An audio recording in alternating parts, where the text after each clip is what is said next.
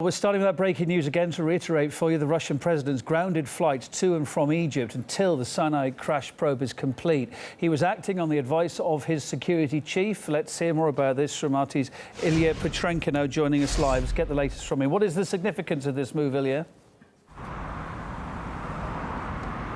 Hi again, Kevin. Well, I can tell you that all the top Russian security officials involved in this investigation were present at this urgent anti-terrorist committee meeting behind my back. The defense minister was here, the emergencies minister, and also, of course, the head of the FSB, the Federal Security Service of Russia. And of course, it attracted plenty of journalist attention. We were here waiting for possibly some kind of confirmation after hints by some U.S. and British officials that a bomb could have been on board the Airbus that crashed over the Sinai Peninsula. We were allowed to hear and see the first 3 minutes or so of that meeting. We didn't get any confirmation, but we heard from the head of the FSB that he suggested halting all Russian flights to and from Egypt temporarily. And shortly after that, we found out that the Russian President Vladimir Putin agreed to that decision. Then his spokesperson, Dmitry Peskov, said that the ban will be in effect until due security measures are provided. However, he said that this does not mean that the Russian authorities consider terrorism as the main cause, the most likely cause behind the crash of that Airbus over Egypt, over Sinai Peninsula. So they haven't ruled anything out, still looking into all the possible versions.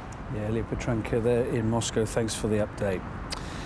Well, meantime, other flights are happening. A third flight from Egypt has brought the remains of victims to St. Petersburg. Well, that ill-fated Metrojet was, of course, supposed to arrive last Saturday.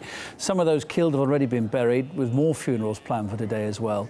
Services have been held in St. Petersburg and also in Veliki Novgorod. 224 people died when that aircraft went down in Sinai. The crash is therefore the deadliest in Russian history. We went to one of the funerals held in Moscow.